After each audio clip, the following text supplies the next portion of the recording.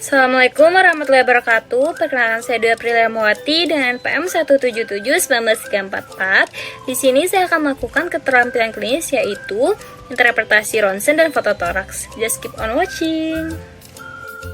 Selamat pagi Pak, perkenalkan saya Dr. Dwi Aprilia yang berjaga di klinik pagi hari ini. Baik Pak, di sini saya akan membacakan hasil foto ronsen yang telah dilakukan tadi ya Pak. Yang pertama saya akan lakukan yaitu memeriksa identitas Bapak dimulai dari nama, umur, jenis kelamin, tanggal, dan juga diagnosis klinis. Anggap saja identitas di foto ini itu sudah lengkap, yaitu terdapat namanya yaitu Tuan Agenda, umurnya 40 tahun, jenis kelamin laki-laki, dan juga terdapat tanggal dan juga diagnosis klinis. Kemudian memasang foto di lightbox dengan beranggapan pasien berhadapan dengan pemeriksa.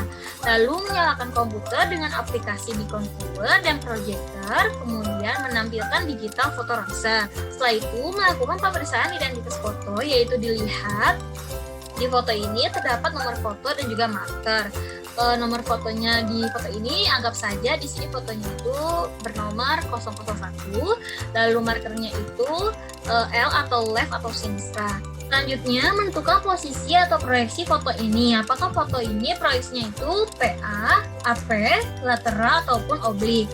Nah, pada foto ronsen ini diambil dari posisi PA karena terlihat tulang klavikularnya ini membentuk huruf V dan juga tulang kostenya itu tumpul. Kemudian menentukan fotonya apakah fotonya ini memenuhi syarat atau tidak dengan menilai inspirasinya dengan melihat posisi kedua diafragma.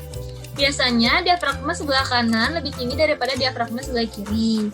Kemudian diafragma kanan itu juga setinggi interkostal 10 dan juga 11. Dihitung dari atas sampai bawah. Kemudian kita lihat exposure-nya. Normalnya itu tidak boleh ada overexposure. Dilihat struktur vaskular dari parunya, yaitu masih bisa dinilai atau tidak. Di sini struktur vaskular parunya itu masih bisa dinilai dan juga exposure-nya ini cukup karena vertebrae, aorta dan juga diafragmanya itu masih terlihat. Selanjutnya yaitu kita nilai rotasinya, dinilai pada pasien ini berdiri tegak lurus, lalu dilihat dari jarak midclavikular kiri dan juga midclavikular kanan. Dan dilihat juga vertebrae-nya biasanya sejajar. Setelah itu kita nilai juga posisi simetrisnya, dapat dilihat dari proyeksi tulang korpus vertebrae torakal yang terletak di tengah sendi sternoklavikular kanan dan kiri. Setelah itu, kita nilai juga filmnya yang meliputi kafum toraks, mulai dari puncak kafum toraks sampai sinus phrenicocostalis kanan dan kiri, dapat dilihat di sini. Lalu nilai juga vertebrae torakalnya, biasanya hanya terlihat sampai torakal 3-4. Selanjutnya, saya akan melakukan penilaian terhadap foto toraks mulai dari dalam keluar. Pertama, kita nilai trakeanya. Di sini trakeanya dalam batas normal, yaitu karena berada di tengah-tengah, sejajar dengan tulang vertebrae. Kemudian kita nilai karinanya. Di sini karinanya tidak terlihat. Kemudian mediastinum. Di sini mediastinumnya dalam batas normal karena aortanya terlihat.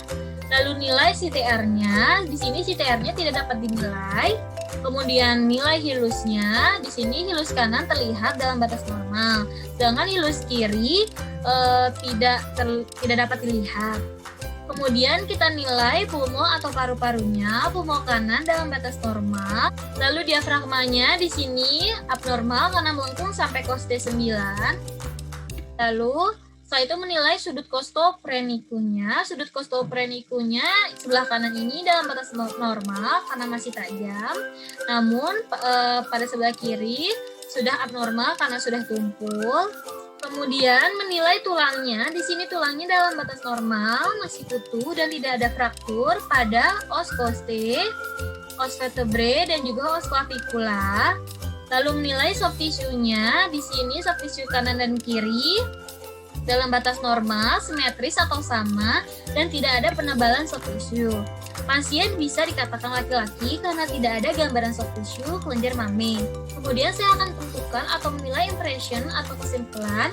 Kesimpulannya yaitu karina tidak terlihat, CTR-nya tidak dapat dinilai, hilus kirinya tidak terlihat, diafragmanya abnormal, sudut costophrenicu pulmo sinistranya tumpul, kesannya itu tampak efusi pleura sinistra. Kemudian menentukan diagnosa dari radiologi berdasarkan kelainan yang ditemukan. Diagnosa radiologinya yaitu efusi pleura sinistra atau di kiri. Selanjutnya, jika diperlukan, kita dapat mengusulkan pemeriksaan radiologi untuk lebih memperkuat diagnosa.